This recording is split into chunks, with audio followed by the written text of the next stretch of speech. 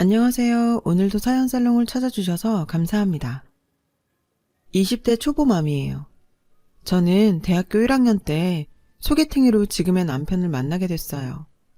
첫 만남에서는 서로 그저 그랬죠. 저나 남편이나 오늘 하루 보고 끝날 사이라고 생각했으니까요. 그런데 이걸 인연이라고 해야 할까요? 얼마 뒤 동아리 모임에서 다시 만나게 된 거예요. 모임 시간에 늦은 전 서둘러 오느라 화장도 못하고 캡모자를 푹 눌러 쓴 채였죠.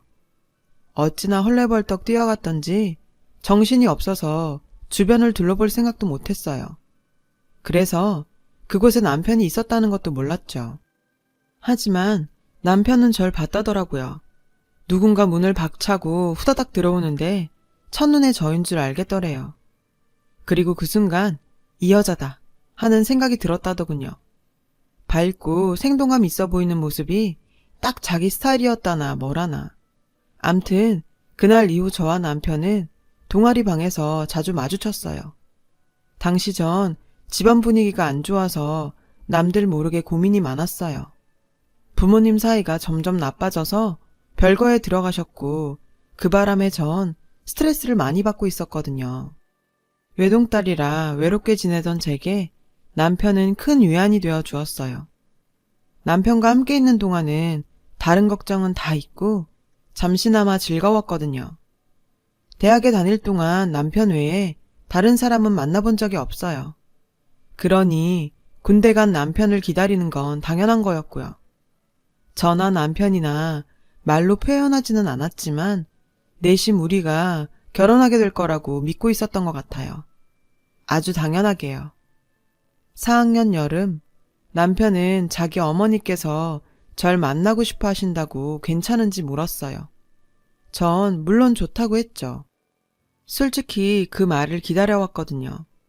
어차피 결혼할 사이인데 시간 끌 거 뭐 있냐 생각했으니까요. 만나보니 어머님은 좋은 분이셨어요. 인상도 온화하시고 마치 전부터 알고 지내던 사이처럼 절 편하게 대해주셨죠. 게다가 절 마음에 들어 하시더라고요. 얼마나 안심이 되던지 긴장이 확 풀리는 기분이었어요. 얼마 뒤 남편도 저희 부모님과 만났어요. 그동안 저를 통해 이야기를 전해들은 터라 편한 분위기에서 얘기를 나눌 수 있었죠. 돌아오는 길에 엄마가 그러시더라고요. 사람이 진중하고 참 좋아 보인다고요. 그러면서 미안하다고 하셨어요. 사실 저희 부모님은 재결합하신 지 얼마 안 됐거든요. 한때는 거의 이혼 상황까지 갔었지만 다행히 떨어져 지내는 동안 서로에 대해 많은 생각을 하셨대요. 거기엔 제 결혼에 대한 걱정도 있었고요. 이런 문제들을 상의하다 보니 오히려 함께 살 때보다 대화도 많아졌고 서로를 이해하는 마음도 생겼대요. 그 결과 재결합을 결정하게 되셨고요. 엄마는 중간에서 제가 많이 힘들었을 거라며 마음 다치게 해서 미안하다고 하셨어요.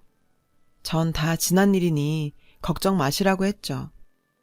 부모님께 인사를 드리고 얼마 지나 상견례를 하게 됐어요. 그 후로는 순탄하게 결혼 준비를 시작했고요. 제 입장에서는 대학 졸업 후 바로 하는 결혼이라 걱정됐지만 후회는 없었어요.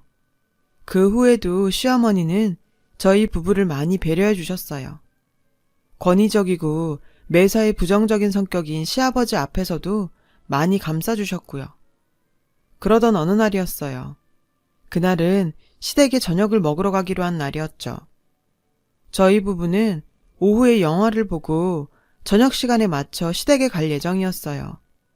그동안 남편도 회사 일로 바빴고 저도 애들 과외에 집안 살림까지 하느라 둘이 오붓하게 즐길 시간이 없었거든요. 간만에 재미있게 영화를 보고 나온 우린 영화관에서 꺼두었던 휴대폰을 켰어요. 근데 그 사이 부재 전화가 엄청 와 있더라고요.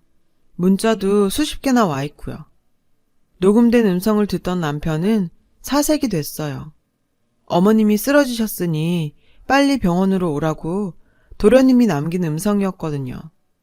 저희는 너무 놀라 그 길로 곧장 병원으로 향했어요. 병원으로 가는 차 안에서 남편은 얼굴이 하얗게 질린 채 아무 말도 없었어요. 전 아무 일 없을 거라며 남편 손을 꼭 잡아주었죠. 달리 무슨 말을 할 수 있겠어요. 그저 곁을 지켜주는 것밖엔. 우리가 극장에만 가지 않았다면, 그랬다면 어머님 무사하셨을까? 자꾸 후회가 됐어요. 우리가 즐겁게 보낸 그 시간이 이렇게 죄스럽게 느껴질 수가 없더라고요.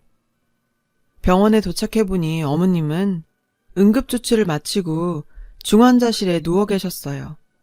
저희를 보자 도련님은 왜 이제야 왔냐고 화를 냈어요. 왜 이제야 오는 거야? 아버지도 형도 연락은 안 되지. 내가 얼마나 무서웠는지 알아? 엄만 다 죽어가는데 뭐하다 이제 와. 결국 도련님은 울음을 터뜨렸어요. 도련님 말에 따르면 일 끝나고 집에 와보니 어머님이 가슴을 움켜쥐고 주방에 쓰러져 있더란 거예요. 의사는 심근경색이라며 발견이 늦어서 마음의 준비를 하라고 했다는군요. 갑작스러운 상황에 황망하기만 했어요. 분명 아침나절만 해도 평소와 다를 바 없던 어머님이 돌아가실지 모른다니 도저히 믿을 수가 없었죠. 그런데 이 와중에도 아버님은 보이지 않더라고요. 우린 밤새 중환자실 앞에서 뜬 눈으로 밤을 새웠어요. 날이 밝자 아버님은 오셨고 잠시 뒤 어머님은 결국 세상을 떠나셨어요. 어머님의 죽음을 슬퍼할 겨를도 없이 우린 장례를 진행해야 했어요. 그 바람에 아버님이 지금껏 어디서 무얼 하셨는지는 물어볼 겨를도 없었죠. 모두들 제정신이 아니었으니까요. 장례를 치르는 내내 남편과 저는 영화를 보느라 일찍 시댁에 가보지 않은 걸 땅을 치고 후회했어요. 우리가 조금만 일찍 시댁에 갔더라면 어머닌 살 수 있었을 거란 죄책감에 눈물이 멈추지 않더군요. 그렇게 눈물 속에 어머님을 떠나보내고 일주일 정도 지났을까요? 아버님이 저희를 집으로 부르셨어요. 저희는 어머님 유품 정리 때문에 그러시는가 하고 별 생각 없이 시댁으로 향했죠. 그런데 시댁에 도착한 저희는 너무 놀라 입을 다물지 못했어요. 글쎄 아버님 옆에 처음 보는 아주머니가 찰싹 붙어있지 뭐예요. 아주 제 집인 양 말이에요. 인사들 해라. 앞으로 니들 어머니 될 사람이다. 생각보다 빨리 너희한테 소개하게 됐구나. 얼른 얼굴 익히고 친해졌으면 한다. 남편과 도련님은 화가 나서 어쩔 줄 모르는 것 같았어요. 며느리인 저도 황당했으니 당연하죠. 어머니 가신 지 일주일밖에 안 됐는데 새어머니라뇨. 도저히 아버님이 이해가 안 갔어요. 알고 보니 아버님은 어머님이 살아계실 때에도 그렇게 바람을 피시고 집에도 잘 안 들어와서 어머님 속을 그렇게 썩이셨더라고요. 그때였죠. 아주머니가 천연덕스럽게 안방으로 들어가 어머님 장에서 자기 옷을 꺼내 입고 나오자 도련님이 버럭 소리를 질렀어요. 이게 대체 뭐 하는 짓이에요? 형수님 보기 부끄럽지도 않아요? 사람이 돌이란 게 있죠. 어떻게 엄마 장례 끝난 지 며칠도 안 돼서 이럴 수가 있어요? 어떻게 이렇게 뒤통수를 치냐고요? 도련님은 펄펄 뛰다가 결국 집을 뛰쳐나가고 말았어요. 저희도 더는 그 자리에 있고 싶지 않았어요. 저리도 뻔뻔한 노년 커플이라니요. 남편도 아버님께 이러시는 거 아니라고 화를 내곤 저를 데리고 시댁을 나왔어요. 그렇게 한 달쯤 지났나요? 저는 임신을 하게 됐어요. 너무도 기다렸던 아이였기에 기쁨도 컸죠. 마음에 내키진 않았지만 일단 시아버님께 이 사실을 알리는 게 도리인 것 같아 아버님께 전화를 했어요. 전화를 받으신 아버님은 대뜸 왜 자기한테 전화하냐며 새어머니한테 하라고 역정을 내시지 뭐예요. 건방지게 며느리가 시아버지한테 전화한다고 뭐라고 하시는데 순간 이게 그렇게 못할 짓인가 싶더라고요. 사실 저는 새어머니와 한 번도 통화를 해본 적도 없고 하고 싶지도 않았거든요. 하지만 다른 일도 아니고 손주를 임신했다는 소식인지라 큰맘 먹고 전화를 했어요. 새어머니는 전화를 받자마자 제 얘기는 듣지도 않고 집으로 오라시는 거예요. 무슨 일이냐고 물었더니 물김치를 해야겠대요. 어머니, 실은 제가 임신을 했는데요. 8주 차래요. 의사 선생님이 지금은 안정이 필요하대서 계속 누워있거든요. 얘, 누군 임신 안 해봤니? 처음엔 의사들이 겁주느라고 다 그렇게 말해. 네가 그렇게 네 몸이 신경 쓰인다면 알아서 해라. 누가 너 일 시킨다니? 김치 주려고 부르는 거지. 저는 이 얘기를 남편한테 할까 하다가 말았어요. 안 그래도 아버님하고 사이도 안 좋은데 새어머니에 대해 이러쿵저러쿵 할 필요는 없잖아요. 그런데 알아서 하라던 새어머니가 문자를 보내셨지 뭐예요. 자신은 이전 시어머니랑은 다르다며 어른이 부르면 일단 오는 게 도리라고 계속해서 닭달 문자를 보내셨어요. 미운이 고운이 해도 이제 시어머니를 모셔야 될 사람이라 할 수 없이 과일을 사들고 시댁으로 갔어요. 그런데 일 안 시킨다던 새어머니는 저를 보자마자 기다렸다는 듯 앞치마부터 주시더군요. 어른이 시키는데 안 한다고 할 수 없어서 하는 수 없이 앞치마를 메고 주방으로 들어갔어요. 그런데요, 결과가 어땠는지 아세요? 결국 그 물김치 저 혼자 다 했어요. 새어머니는 해본 적도 없는 저한테 이거 넣어라 저거 넣어라 입으로 명령만 하셨고요. 그리고는 마지막에 간을 보시더니 얼굴을 찌푸리는 거예요. 맛이 없다나요? 전 시키는 대로 했을 뿐인데 그게 제 탓은 아니죠. 그래도 혹시 몰라 뭘 잘못 넣었나 싶어 양념통을 살피는데 너 손맛이라는 거 모르니? 네가 손맛이 없는 거야. 내가 잘못 가르쳐준 게 아니고. 큰애, 집에서 밥은 제대로 해먹이니? 에휴, 안 되겠다. 넌 살림부터 다시 배워야겠어. 어머니, 저도 저희 집 일은 잘해요. 오빠도 제가 하는 음식 잘 먹고요. 가끔 오빠가 할 때도 있지만 웬만한 건 제가 다 한다고요. 너는 제대로 가르쳐주겠다는데 무슨 말이 그렇게 많아? 결혼한 지가 언젠데 아직 이 모양이면서 제대로 배워서 할 생각을 해야지. 너 전에 시어머니한테도 이랬니? 따박따박 따지고 대들었어? 당연히 아니죠. 저희 어머님은 당신처럼 이러지 않으셨으니까요. 라고 말하고 싶었지만 꾹 참았어요. 그나저나 계속 서서 일을 했더니 몸이 천근만근이더라고요. 어디라도 잠깐 걸터 앉고 싶었지만 새어머니가 쉴 틈도 없이 혼내시는 바람에 그러지도 못했어요. 그리고 네가 잘해야 네 남편도 아버지랑 화해할 게 아니야. 내 말은 너라도 들락거리면서 둘 사이에 다리를 놓으란 거다. 왜 그렇게 어른 마음을 몰라? 저는 알겠다고 했어요. 남편이 계속 아버님과 불편한 관계로 지내는 건 저도 원치 않으니까요. 하지만 새어머니가 그런 말을 할 입장은 아니지 않나요? 정말 할 말은 많았지만 뱃속에서 우리 콩콩이가 듣고 있어서 또 입 꾹 다물었습니다. 혹시라도 아이한테 나쁜 마음이 전해질까 좋게 생각하려고 애쓰면서요. 새어머니는 그 후로도 자주 저를 부르셨어요. 이유는 여러 가지였죠. 남편 옷을 사놨다, 반찬을 해놨다, 과일 선물 들어온 거 가져가라 등등. 하지만 막상 가보면 그게 다 저 일 시키려는 핑계였더라고요. 옷도 제가 가서 주문을 해야 했고 반찬도 제가 만들어야 했고 모든 게 다 제 몫이었죠.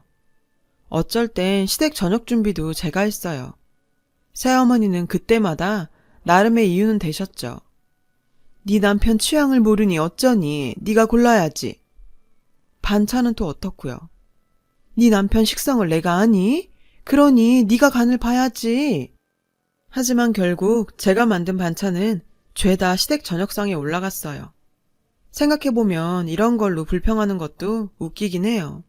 반찬 몇 개 만드는 게 무슨 대단한 시집살이라고 제 몸이 좀 힘들면 되죠.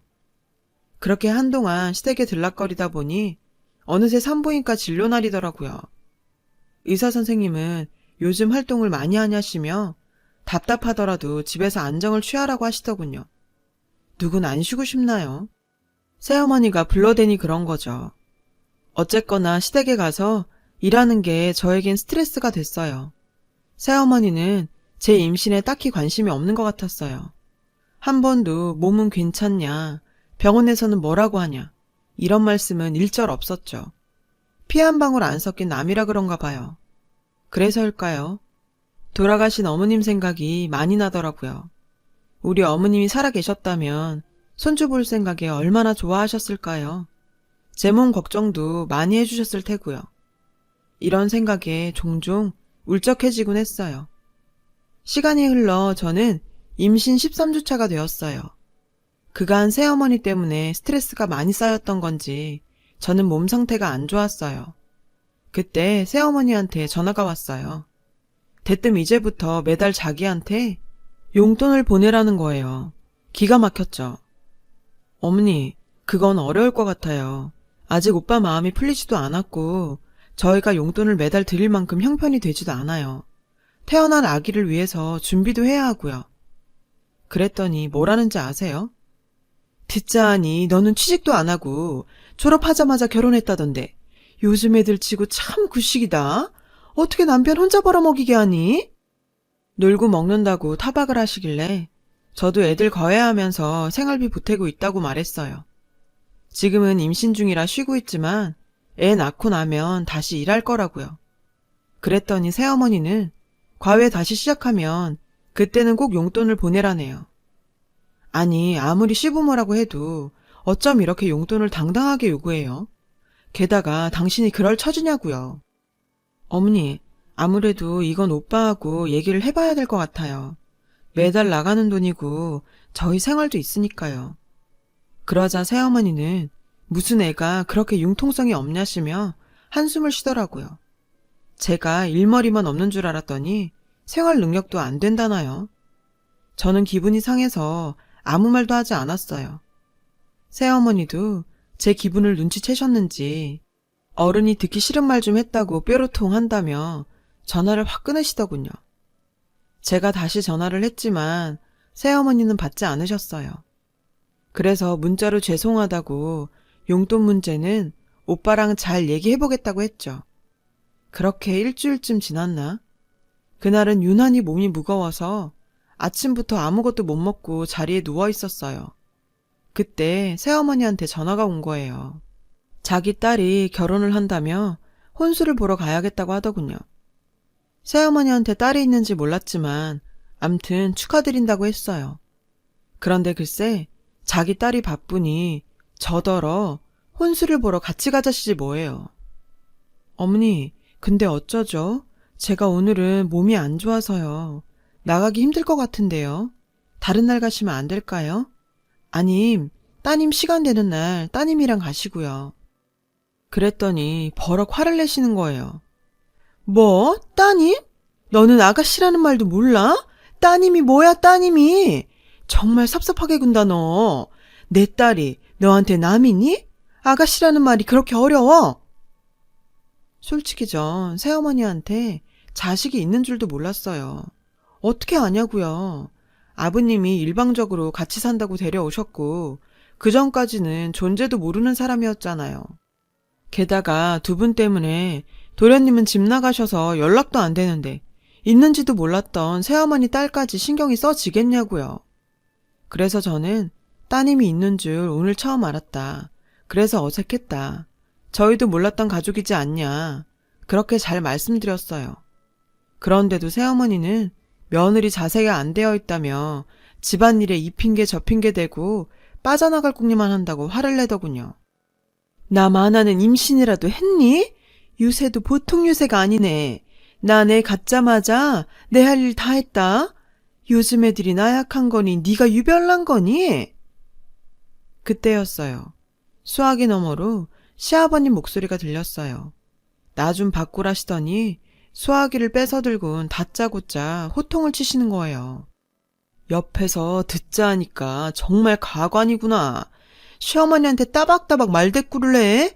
내 지금껏 이런 며느리 듣도 보도 못했다. 어쩌다 집안이 개판이 되었는지 원 당장 오지 못해. 하는 수 없이 저는 무거운 몸을 이끌고 새어머니를 만나러 갔어요. 얼굴도 본 적 없는 아가씨라는 사람 혼수 준비를 하려고요. 전 그날 명동에 있는 백화점 2군데에 압구정에 있는 백화점까지 돌았어요. 대체 뭘 얼마나 사려고 하는지 몰라도 온 사방으로 절 끌고 다니시더라고요. 점점 다리가 무거워졌어요. 솔직히 전 혼수를 백화점에서 안 해서 가격도 잘 몰랐어요. 최소한으로 필요한 것만 사기로 했고요. 그런데 새어머니는 밍크코트까지 입어보시더라고요. 원래는 신랑 어머니만 해주는데 자기도 받기로 했다나요. 이것저것 입어보느라 아주 신이 났더라고요. 제 이마에선 식은땀이 연신 흘렀어요. 아침부터 아무것도 못 먹은 데다 무거운 몸으로 많이 걸은 탓이죠. 다리도 퉁퉁 부었고요. 나중엔 정신까지 몽롱하더라고요. 그때 새어머니가 이제 당신 옷을 사신다며 어서 가자고 하시는데 저는 무슨 정신으로 새어머니를 따라다녔는지 기억도 안 나요. 나중엔 정말 무거운 다리를 질질 끌고 다녔다니까요. 새어머니는 무거운 옷보따리를 한 짐 저에게 안기시고는 명동에 있는 백화점으로 다시 가시자며 주차장으로 향했어요. 주차장까지는 어떻게 가긴 했는데 운전석 문을 여는 순간 갑자기 기억이 뚝 끊어져 버렸어요. 기절한 거죠. 눈을 떠보니 병원 응급실이더라고요. 커튼 너머로 화가 잔뜩 난 남편 목소리가 들렸어요. 새어머니 목소리도 간간히 들렸지만 남편의 커다란 목소리에 곧 묻혀버렸죠. 지금 제정신이에요? 혼수요? 걔가 누군데요? 저희한테 제대로 소개나 시켜주셨어요? 안 그래도 병원에선 조심하라고 하는 사람을 이런 식으로 부려먹어도 되는 겁니까? 그때였어요. 언제 오셨는지 시아버님 목소리도 들리더군요. 부려먹긴 누가 부려먹냐? 지가 나오겠다고 하니까 놔둔 거지. 어디서 배워먹지 못한 놈처럼 어머니한테 큰 소리야? 그러자 새어머니가 울먹이며 그만하세요. 이게 다 제 죄죠. 미안하다 아가. 내가 몰랐구나. 정 힘들면 안 나올 줄 알았지. 괜찮으니까 나았나 보다 했다니까. 아니, 어떻게 임산부를 아무것도 안 먹이고 그렇게 끌고 다녀요? 아버지도 그래요. 무작정 이 아줌마 편만 들지 마세요. 그러자 시아버님이 노발대발 하셨어요. 새어머니를 아줌마라고 불렀다 이거죠. 저는 시아버님보다 옆에서 훌쩍이는 새어머니가 더 가증스러웠어요. 참다 못한 저는 커튼을 젖히고 남편을 불렀어요. 남편은 괜찮냐고, 왜 말하지 않았냐고 너무 미안하다며 제 손을 꼭 잡아주었죠. 전 그런 남편 손등을 다독이며 괜찮다고 했어요. 시부모님 때문에 너무 속상하지만 그래도 저한텐 저밖에 모르는 남편이 있으니 그걸로 됐다 생각했죠. 나중에 들은 얘기지만 그날 제 상태가 너무 안 좋아서 하마터면 유산할 뻔했다고 하더라고요. 의사 선생님은 아기 잃기 싫으면 당분간 꼼짝 말고 자리에 누워있으라고 신신당부하셨어요. 그날 소동은 그렇게 끝이 났고 남편은 시부모님께 앞으로는 우리 부부 누구도 그 집에 발도 들이지 않겠다고 선언을 했어요. 그러니 앞으로 절 부르지 말라고요. 그런데 이게 끝이 아니었어요. 뒤늦게 이 소식을 전해들은 도련님이 시댁에 가서 한바탕 난리를 쳤거든요.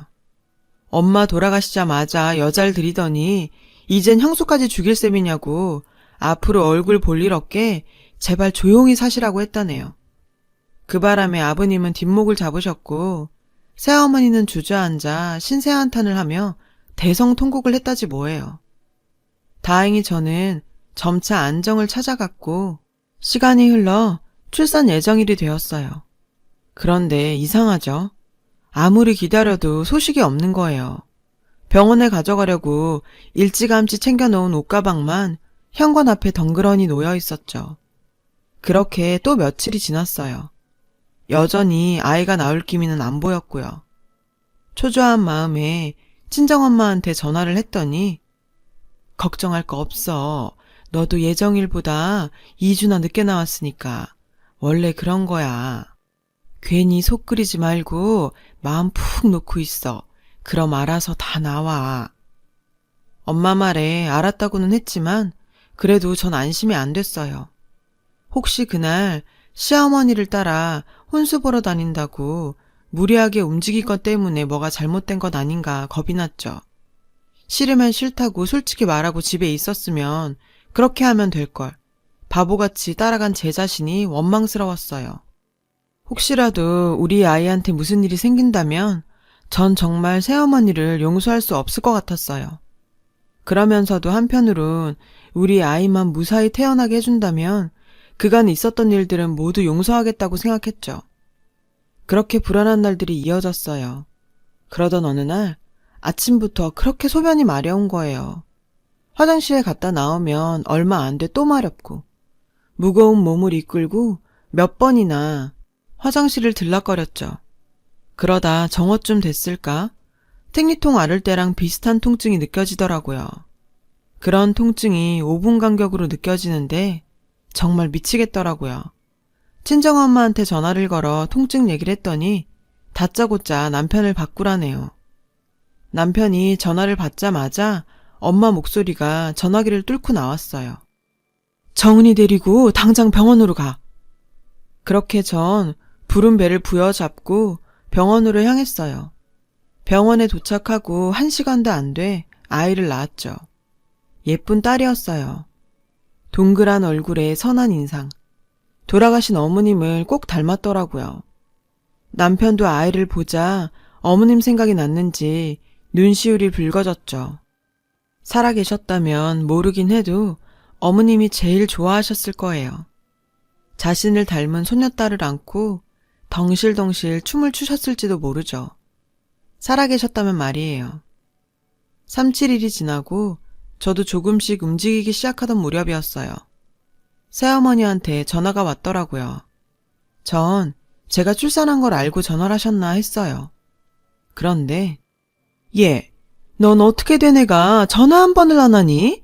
시부모가 살았는지 죽었는지 궁금하지도 않아? 꼭 이렇게 시애미가 전화를 해야겠어? 그깟 일 좀 시켰다고 꽁해가지고는 영영 연락도 끊을 셈이었니? 어쩜 그렇게 매정하니? 그래, 지난 일 들춰낸들 뭐 하겠니? 나이 든 내가 용서하고 넘어가야지. 암튼 그건 그렇고 오늘 중으로 돈 좀 붙여라. 생활비가 떨어져서 시장 볼 돈도 없구나. 기가 막혀서. 새어머니는 시간이 흘러도 변한 게 하나도 없더라고요. 어쩜 그렇게 뻔뻔한지. 근데요, 희한하죠. 예전엔 어른들한테 혼나는 게 두려워서 내 몸 아파도 일단 하라는 대로 하고 그랬거든요. 근데 애를 낳고 보니 세상 무서운 게 없는 거예요. 내가 그 고통도 이겨내고 애도 낳았는데 뭔들 못하겠냐 싶은 거죠. 그래서 간만에 목 좀 풀었어요. 저기요, 누가 시어머니라는 거죠? 죄송하지만 저희 시어머님은 돌아가셨는데요. 혹시 저희 시아버님과 동거하시는 분이신가요? 그렇다면 더욱 시어머니라고는 못 불러드리겠네요. 두 분 아직 혼인신고도 안 하셨잖아요. 제 말에 새어머니는 말문이 막혔는지 꺼억거리는 소리만 내시더군요. 너 미쳤니? 이게 어따 대고 저기요? 너 지금 나하고 한번 해보자는 거야? 네, 해보자는 겁니다. 저요, 이제 무서울 거 없어요. 그동안은 남편 생각해서 참고 봐드렸는데요. 이젠 그럴 필요가 없겠더라고요. 아시다시피 제 남편이랑 도련님은 그쪽을 어머님으로 받아들일 생각 눈꼽만큼도 없거든요. 그러니 그쪽이 제 시어머니가 될 일은 평생 없을 겁니다. 게다가 전 제 자식 죽일 뻔한 살인 미수자한텐 1원 한 장 줄 생각도 없으니까. 돈이 필요하시면 그 잘난 댁의 딸한테나 부탁해보세요. 경고하는데요. 한 번만 더 저한테 전화해서 돈 달라고 하시면 저 그땐 정말 가만 안 있습니다. 아셨어요? 전 시원하게 퍼붓고는 그대로 전화를 끊었어요. 소리를 지르고 나니 어찌나 개운하던지 그간 쌓였던 스트레스가 뻥 하고 날아가는 것 같았어요. 진작 이럴 걸 지금껏 왜 바보같이 참기만 했는지 후회가 되더라고요. 퇴근하고 돌아온 남편한테 이 얘기를 했더니 남편은 자기 속이 다 후련하다고 잘했다고 하더군요. 아참, 전에 밍크까지 받고 결혼시킨다던 새어머니 딸 말이에요. 글쎄, 결혼한 지 1년도 안 돼서 깨졌다더라고요.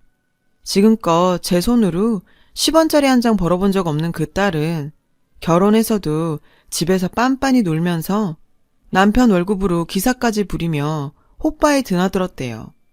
그러다 시부모한테 딱 걸렸고요. 게다가 젊은 호스트한테 남편 카드로 긁은 명품 시계까지 갖다 바친 게 들통나서 바로 이혼당했고요. 자신이 유책 배우자인데다 혼인 기간도 짧아서 위자료도 한 푼 못 받고 오히려 남편 카드 긁어서 산 명품 시계값까지 물어줘야 해서 난리더라고요.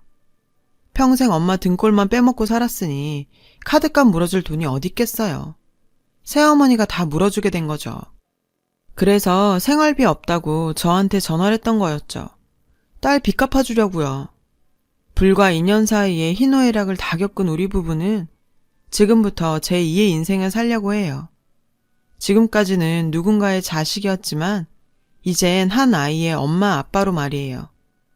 살다 보면 힘든 고비도 있고 감당하기 힘든 시련도 있겠지만 그래도 부모의 이름으로 굳세게 살아보려고 합니다. 여러분도 저도 화이팅이에요. 지금까지 제 사연을 들어주셔서 고맙습니다. 여러분, 사연 댓글에 응원과 현명한 조언 부탁드려요. 좋아요와 구독은 저에게 큰 힘이 됩니다. 오늘도 좋은 일 가득하세요.